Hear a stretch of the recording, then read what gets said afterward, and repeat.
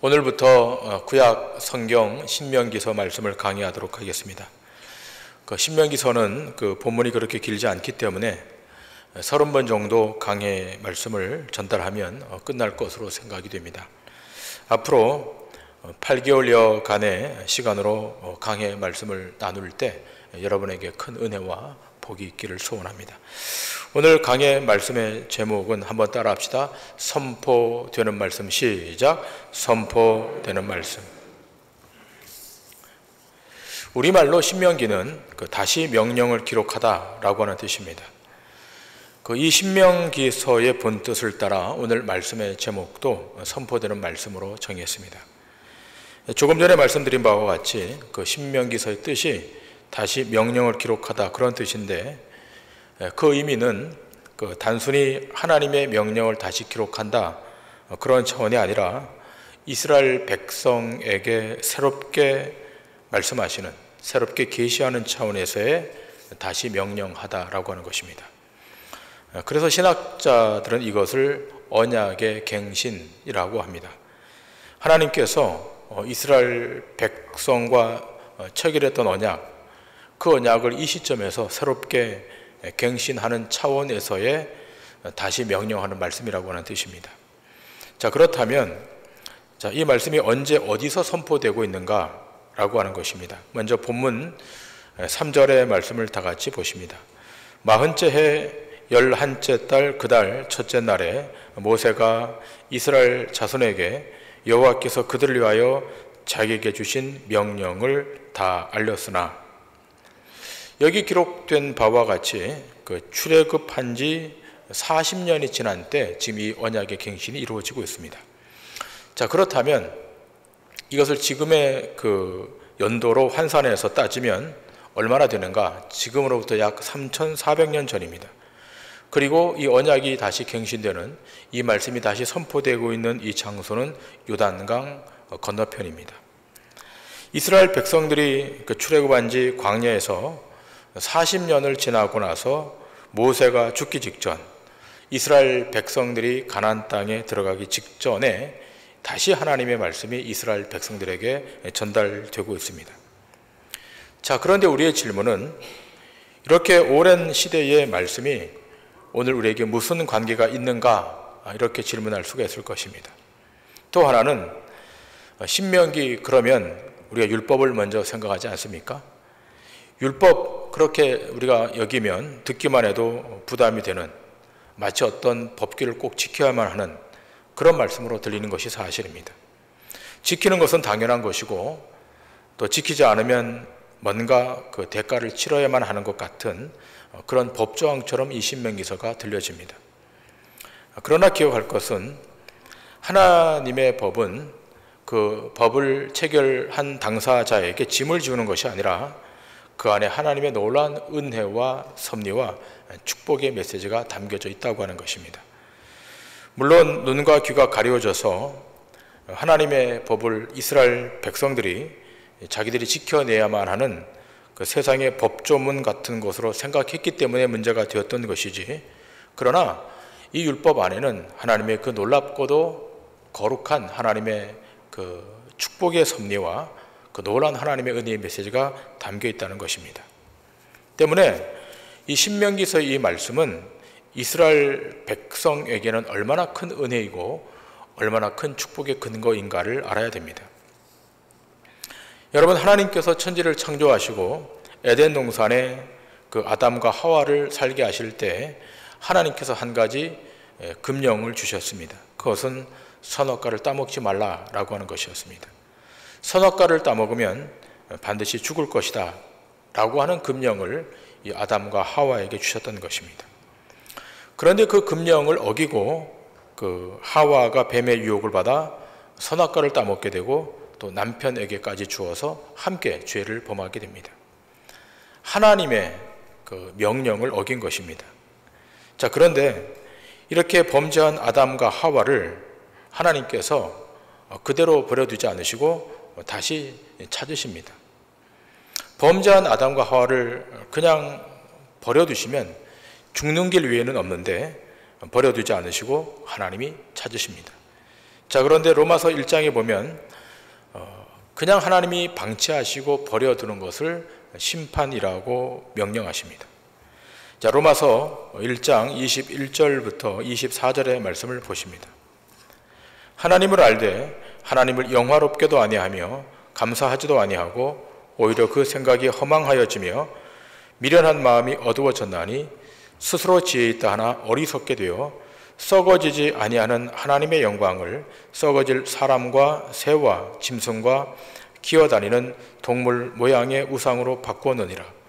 그러므로 하나님께서 그들을 마음의 정욕대로 더러움에 내버려 두사 그들의 몸을 서로 욕되게 하게 하셨으니. 자, 바울은 로마서를 기술하면서 심판이 무엇인가를 명확하게 기술하고 있습니다. 24절에 기록된 바와 같이 하나님께서 그들을 마음의 정욕대로 더러움에 내버려 두는 것, 하나님이 그대로 방치시키는 것, 이것이 심판이라고 하는 것입니다. 자, 그런데 참 감사하게도 이렇게 범죄했던 아담과 하와를 하나님이 방치하지 않으시고 하나님께서 아담과 하와를 부르십니다. 다른 표현으로 말하면 하나님께서 아담과 하와를 찾아가십니다. 그런 까닭에 구원이라고 하는 것은 인간이 하나님을 찾아가는 곳으로 되는 것이 아니라 하나님이 절망한 인간에게로 찾아오는 것으로서 구원의 서막은 열리는 것입니다. 이렇게 아담에게 다시 찾아오시고 그 이후에 아브라함과 이삭과 야곱에게 찾아오시고 그리고 이어서 모세에게 찾아오셔서 그들과 언약을 맺음으로 고통받고 있던 이스라엘 백성들을 애굽에서 탈출하도록 하나님이 역사해 주십니다. 그리고 이들은 해방된 신분으로 애굽을 떠나 광야를 통과해서 가나안을 향해 갑니다. 그들은 시내산에서 하나님이 나타나 그들에게 율법의 돌판 10계명을 받아 자신들이 하나님 앞에 언약 백성인 것을 확인받게 됩니다. 그러나 그 언약 백성인 이들이 광야를 통과해 가나안 땅 입구까지 갔지만 불신앙으로 말미암아 40년을 광야에서 유리하고 결국 소멸되는 형국을 맞게 됩니다. 그렇다면 그 긴 40년간을 어떻게 지냈기에 그런 형국을 맞게 된 것입니까? 여러분, 우리가 출애굽기서를 다시 펼쳐보게 되면 이스라엘 백성들이 출애굽해서 홍해를 건너가게 됩니다. 출애굽해서 홍해를 건너간 시간은 불과 3일입니다. 그 홍해를 건너 안전하게 그 목적지에 도달합니다. 3일 만에 홍해를 건너 도착한 그 땅에 가보니까 거기에 물이 없습니다. 물이 없다고 그 다음부터 원망하기 시작합니다. 자, 하나님께서 반석을 쳐서 물을 내주십니다. 자, 그런데 여러분, 그 원망이 그칩니까? 아닙니다. 그치지 않고 40년 동안 계속됩니다. 처음 애굽을 나온 그 시점부터 이 가나안 입구까지 왔을 때까지 지속적으로 원망과 불평의 세월을 보냅니다. 그리고 약속의 땅에 들어가라고 하는 이 중차대한 하나님의 말씀을 믿지 못하고 결국 이 세대의 모든 사람들이 이 광야에서 유리하다가 죽게 되는 파국을 맞게 됩니다. 40년 동안입니다. 40년 동안 그들은 이 광야에서 유리하게 됩니다. 순간순간 회개의 기회가 주어졌습니다. 그럴 때 회개하지 않았습니다. 하나님께서 환경을 조성해 주시고 사람들을 보내셔서 그들 다시 돌이킬 수 있는 시간을 줬습니다. 그럼에도 불구하고 그들은 하나님 앞으로 돌아가지 않았습니다. 여기에 대해서 신약성경 사도행전은 이렇게 기술하고 있습니다. 사도행전 13장 17절 이하에 이렇게 기술합니다. 이 이스라엘 백성의 하나님이 우리 조상들을 택하시고 애굽 땅에서 나그네 된 그 백성을 높여 큰 권능으로 인도하여 내사 광야에서 약 40년간 그들의 소행을 참으시고 가나안 땅 7족속을 멸하사 그 땅을 기업으로 주시기까지 약 450년간이라. 자, 여러분, 이 내용은 그 사도 바울이 비시디아 안디옥에서 복음을 증거할 때 선포되었던 한 부분입니다. 하나님께서 광야 40년간 이스라엘 백성들이 행했던 그 소행을 참으셨다라고 말합니다. 그들의 소행을 참으셨을 뿐만 아니라 가나안의 7 족속을 다 멸하시고 그 땅을 기업으로 주었다라고 말합니다.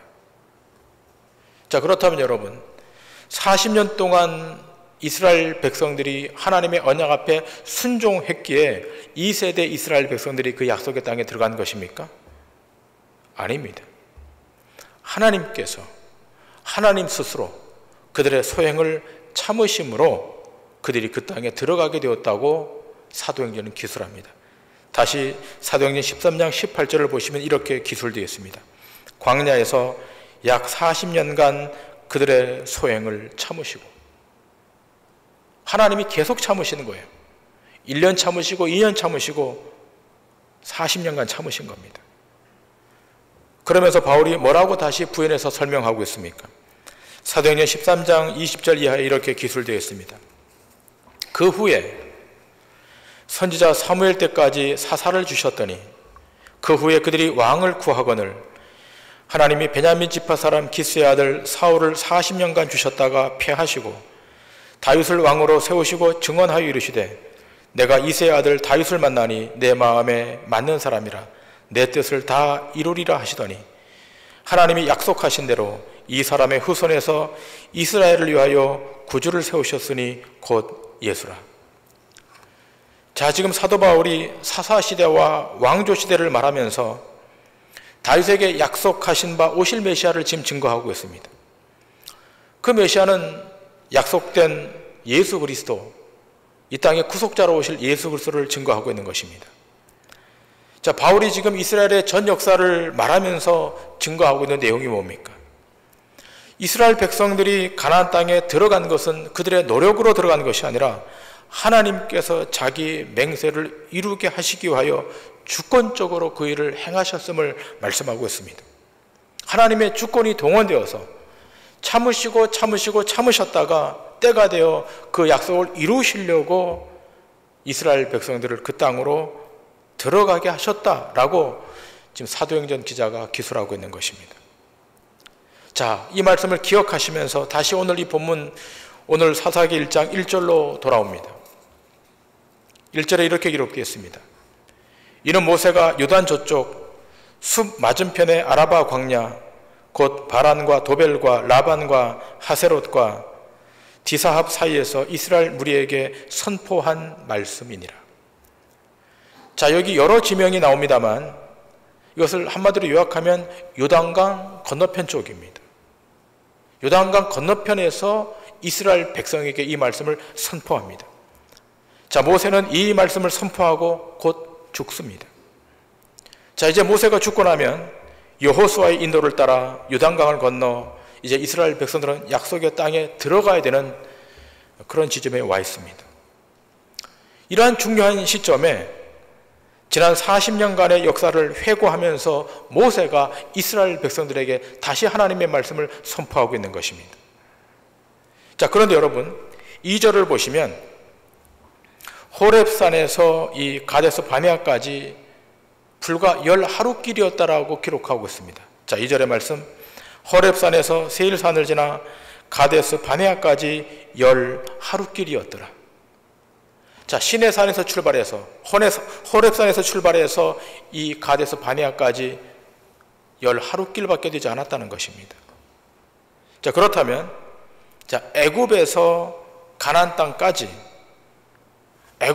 땅까지는 그러면 며칠 정도 걸릴 것인가? 고고학자들은 보름이면 충분히 갈 수 있는 거리라고 말합니다. 가나안까지의 거리, 애굽에서 가나안까지 거리는 사람의 걸음으로 15일만 걸으면 들어갈 수 있는 길지 않은 거리입니다. 자, 그런데 무려 그 짧은 거리에 그 거리를 이스라엘 백성들은 무려 40년간 이 광야에서 방황했던 것입니다. 자, 그렇다면 여러분, 보름이면 들어갈 수 있는 이 짧은 거리에 왜 이스라엘 백성들이 40년간 그래서 방황했겠습니까? 그 이유는 하나입니다.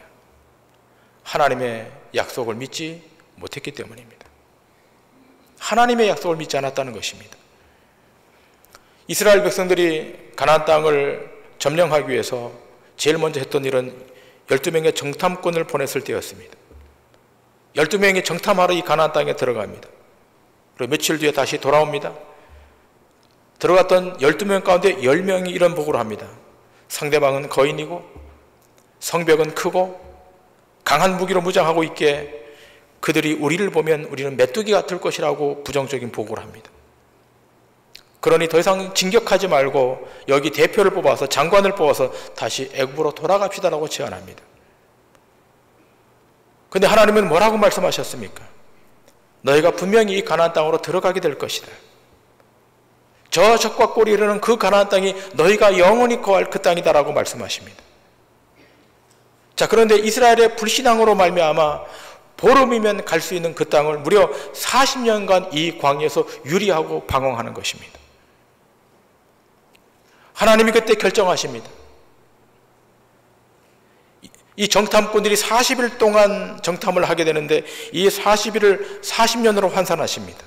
그러니까 1일을 1년으로 환산해서 40년간 이 광야에서 유리하도록 만드십니다. 자, 이 40년의 시간이 이제 다 찼습니다. 그래서 오늘 본문 3절은 이렇게 시작되고 있습니다. 40째 해 11째 달 그 달 첫째 날에 모세가 이스라엘 자손에게 여호와께서 그들을 위하여 자기에게 주신 명령을 다 알렸으나 40년 11월 1일에 이 말씀을 이스라엘 백성들에게 다 지금 전달합니다. 40년이 지난 시점입니다. 40년의 시간이 찼습니다. 그리고 모세가 이 말씀을 다시 이스라엘 백성들에게 전달합니다. 그런데 기억할 것은 이 말씀은 모세 개인의 말이 아니라고 하는 것입니다. 이 말은 여호와의 신탁의 말씀인 것입니다. 여러분, 말씀을 전하는 자는 개인의 자신의 말을 전하는 것이 아니어야 합니다. 하나님께서 주신 말씀을 전달해야 되는 것입니다. 자신의 사상이나 자신의 야망을 말씀에 보태어서 전달하면 그것은 말씀이 될 수가 없는 것입니다. 왜 하나님의 말씀을 받은 대로 전달해야 되는 것입니까? 하나님의 말씀대로 만사가 다 이루어지기 때문에 그렇습니다. 자, 오늘 본문 4절은 이렇게 기록되어 있습니다. 그때는 모세가 헤스본에 거주하는 아모리 왕 시온을 쳐 죽이고 에드레이에서 아스타롯에 거주하는 바산 왕 옥을 쳐 죽인 후라.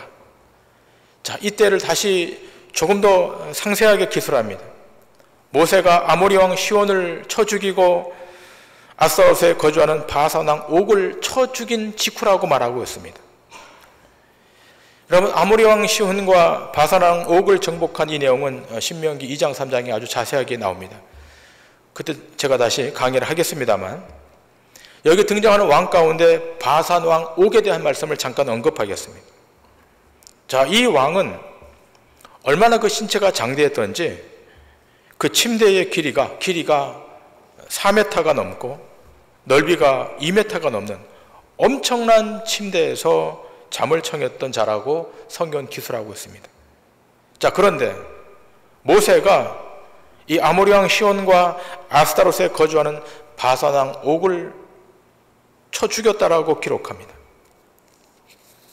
모세의 실력으로 그렇게 한 것입니까? 아닙니다. 하나님께서 대장이 되어주셔서 물리쳐 주셨기 때문입니다.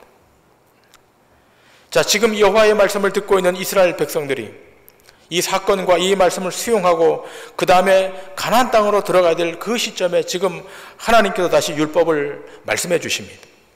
아주 상세하게 율법을 풀어서 말씀해 주십니다. 자, 오늘 본문 5절부터 8절에 이렇게 기록되어 있습니다. 모세가 요단 저쪽 모압 땅에서 이 율법을 설명하기 시작하였더라. 자, 이 모세가 지금 율법을 설명합니다. 일러스되 우리 하나님 여호와께서 호렙산에서 우리에게 말씀하여 이르시기를 너희가 이 산에 거주한 지 오래니 방향을 돌려 행진하여 아모리 족속의 산지로 가고 그 근방 곳곳으로 가고 아라바와 산지와 평지와 네겝과 해변과 가나안 족속의 땅과 레바논과 큰 강 유브라데스까지 가라. 내가 너희의 조상 아브라함과 이삭과 야곱에게 맹세하여 그들과 그들의 후손에게 주리라 한 땅이 너희 앞에 있으니 들어가서 그 땅을 차지할지니라. 자, 모세가 율법을 설명합니다. 자세히 설명합니다. 아주 자세히 설명합니다. 왜 이렇게 설명하는 것입니까? 율법의 뜻을 백성들이 밝히 알아듣도록 하기 위해서 설명하고 있습니다. 자, 이 율법의 설명의 주된 내용은 다른 것이 아닙니다. 가나안으로 들어가라고 하는 것입니다. 자, 그러면 그 지역이 어디까지인가? 7절에 기록된 바와 같이 레바논과 큰 강 유브라데까지입니다. 자, 그런데 이 레바논과 큰 강 유브라데까지는 이미 그들 조상 아브라함에게 약속했던 설정되었던 그 내용입니다. 창세기 15장 18절의 말씀을 보십니다. 그날에 여호와께서 아브라함과 더불어 언약을 세워 이르시되 내가 이 땅을 애굽 강에서부터 큰 강 유브라데까지 네 자손에게 주리니. 하나님께서 이미 아브라함과 언약을 맺으신 후에 설명했던 내용입니다. 애굽 강에서부터 그 큰 강 유브라데까지 네 자손에게 줄 것이다. 이미 아브라함과 맺었던 언약의 내용 안에 포함되어 있습니다. 여러분 기억하셔야 됩니다. 하나님은 하나님이 말씀하셨던 그 말씀과 그 약속을 반드시 이루시는 신실하신 하나님이심을 기억하셔야 됩니다. 하나님은 반드시 그 약속을 이루시는 신실하신 하나님. 자, 그런데 문제는 무엇입니까? 출애굽한 이스라엘 백성들이 그 하나님의 약속을 믿지 않고 있다는 것입니다. 믿지 않고 있기에 이 40년 동안 이 광야에서 유리하고 방황하는 것입니다. 이렇게 믿지 않고 있으니까 이제 다시 모세가 죽기 직전에 이스라엘 백성들에게 다시 이 메시지를 선포하는 것입니다. 결국 이 1세대 이스라엘 백성들은 이 광야에서 다 유리하다가 죽게 될 것입니다.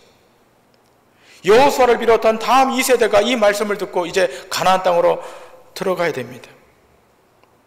하나님은 1세대 이스라엘 백성들에게는 이 언약을 이루기를 원치 않으셨습니다. 지금 이 말씀을 전달하고 있는 모세도 결국 죽게 되고 그와 함께 했던 아론도 곧 죽습니다. 민수기 33장에 보면 출애굽한 이후 40년 5월에 아론도 죽었다고 기록되어 있습니다. 자, 이 선포되는 이 말씀은 2세대에 이루어지게 될 것입니다.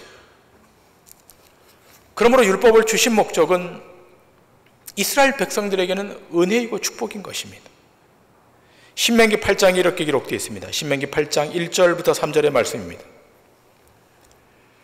내가 오늘 명하는 모든 명령을 너희는 지켜 행하라. 그리하면 너희가 살고 번성하고 여호와께서 너희의 조상들에게 맹세하신 땅에 들어가서 그것을 차지하리라. 내 하나님 여호와께서 이 40년 동안에 내게 광야길을 걷게 하신 것을 기억하라. 이는 너를 낮추시며 너를 시험하사 내 마음이 어떠한지 그 명령을 지키는지 지키지 않는지 알려 하심이라.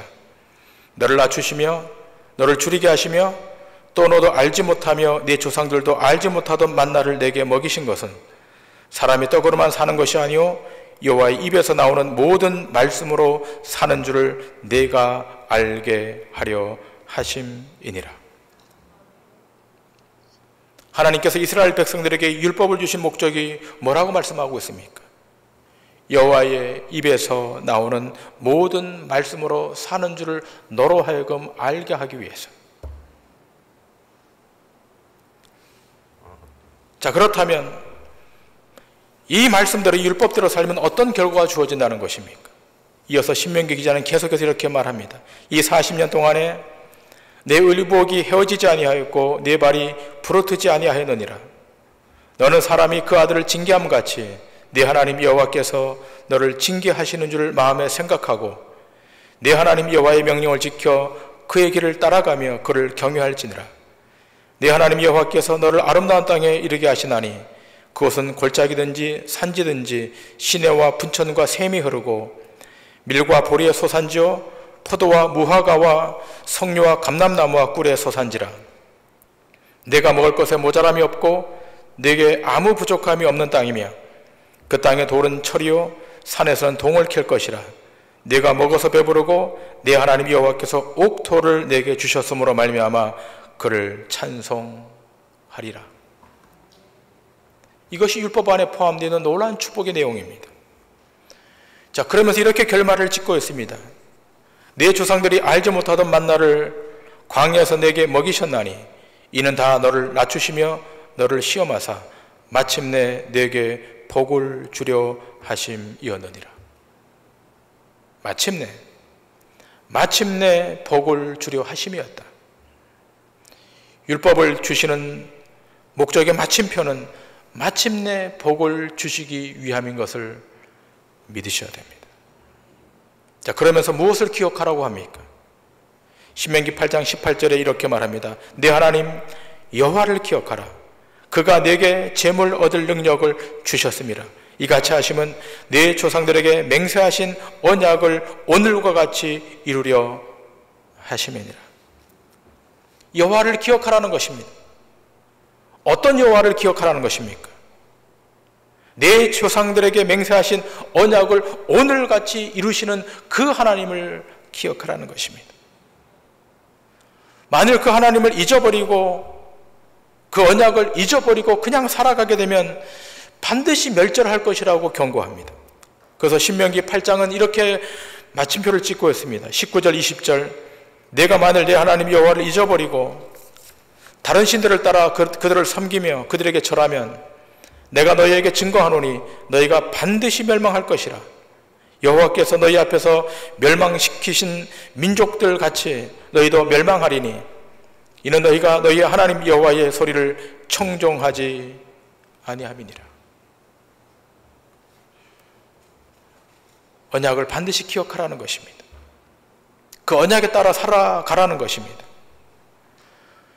여러분, 오늘 이 아침 우리가 하나님의 말씀을 듣고 있지 않습니까? 이 말씀은 그냥 서술된 말씀이 아닌 것입니다. 언약에서 나온 언약의 말씀인 것입니다. 자, 바울은 로마서 15장 4절에 이 말씀을 이렇게 더 부연해서 설명하고 있습니다. 무엇인지 전에 기록된 바는 우리의 교훈을 위하여 기록된 것이니 우리로 하여금 인내로 또는 성경의 위로로 소망을 가지게 함이니라. 자, 전에 기록된 바 어떤 것입니까? 율법을 말하는 것입니다. 우리의 교훈을 위하여 기록된 것이니 우리로 하여금 인내로 성경의 위로로 소망을 가지게 하기 위해서 이 말씀이 기록되었다는 것입니다. 어떤 안위와 어떤 소망입니까? 바울은 계속해서 말합니다. 로마서 15장 5절 이하입니다. 이제 인내와 위로의 하나님이 너희로 그리스도 예수를 본받아 서로 뜻이 같게 하여 주사 한 마음과 한 입으로 하나님 곧 우리 주 예수 그리스도의 아버지께 영광을 돌리게 하려 하노라. 여러분, 구약이나 신약이나 다 하나님의 말씀입니다. 이 하나님의 말씀이 자세히 이렇게 설명되고 있는 것은 우리로 하여금 성경 안에서의 위로와 소망을 갖게 하기 위함이라고 말씀하고 있습니다. 여러분, 이 세상 안에는 참된 안위와 소망이 없어요. 언젠가 국보 1호 남대문이 불과 2시간 만에 불타는 모습을 본 적이 있습니다. 수개월 동안 다시 수리했습니다. 그리고 그 앞에 절하고 헌화했던 장면이 TV에 방영이 되었습니다. 여러분, 우리의 보물은 무엇입니까? 하나님의 말씀입니다. 그 말씀은 문자로 보여지는 말씀이 아니라 오늘 이 아침 이렇게 캐리그마로 선포되는 능력의 말씀인 것입니다. 그 말씀이 살아있는 그 말씀이 여러분의 심령을 강타하고 여러분의 인생을 강타하기 시작할 때 여러분의 삶은 다시 회복되게 되는 줄 믿습니다. 그래서 히브리서 기자는 이렇게 말합니다. 히브리서 4장 12절 13절에 이렇게 말씀하고 있습니다. 하나님의 말씀은 살아있고 활력이 있어 좌우의 날쌘 어떤 검보다 예리하여 혼과 영과 및 관절과 골수를 찔러 쪼개기까지 하며 또 마음의 생각과 뜻을 판단하나니 지으신 것이 하나도 그 앞에 나타나지 않음이 없고 우리의 결산을 받으실 이의 눈앞에 만물이 벌거 벗은 것 같이 드러나느니라. 하나님의 말씀은 살았습니다. 활력이 있습니다. 좌우의 날쌘 어떤 검보다 예리하여 혼과 영과 관절과 골수를 찔러 쪼개기까지 하여 우리의 마음과 생각을 판단하여 그 안에 하나님의 말씀으로 충만케 하십니다. 자, 지금 이 능력 있는 말씀이 다시 이스라엘 백성들에게 선포되고 있습니다. 그리고 이스라엘 백성들은 그 까마득하게 잊었던 그 말씀을 다시 떠올립니다. 그리고 이 말씀을 받아들였던 2세대 이스라엘 백성들은 드디어 가나안 땅 안으로 들어가게 됩니다. 그리고 그 땅을 정복합니다. 여러분, 하나님의 말씀만이 혼란한 시대에, 혼동의 시대에 등불이 되고 안개가 되고 소망이 된다는 사실을 믿으시길 바랍니다. 예. 말씀 외에, 언약 외에 그 어떠한 것도 우리를 절망에서 이끌어낼 수가 없어요. 하나님은 언약을 이루시는 분입니다. 성경 66권의 말씀을 단 한 치의 오차도 없이 완성해 내시는 분이 하나님이십니다. 그 말씀은 역사와 시대와 공간을 초월해서 그 말씀을 완성해 내실 것입니다. 거기에 여러분의 삶이 놓여 있고 거기에 우리 교회의 기초가 놓여 있는 것입니다. 그러므로 주님 재림하실 때까지, 우리 인생이 끝나는 그 시간까지 우리는 말씀을 붙들고 부단히 목적하는 그 목적하는 자리까지 가야 되는 것입니다. 말씀으로만 세상을 넘어서고 말씀으로만 이 어둠을 타파할 수 있는 것입니다. 바라기는 이 한 주간 이스라엘 백성들에게 선포되었던 이 말씀이 능력이 되었고 그 말씀으로 가나안 땅으로 들어갔던 것처럼 오늘 여러분도 이 말씀 붙들고 세상을 넘어서 승리하는 믿음의 권속들 다 되시기를 주님의 이름으로 간절히 축원합니다. 기도하시겠습니다.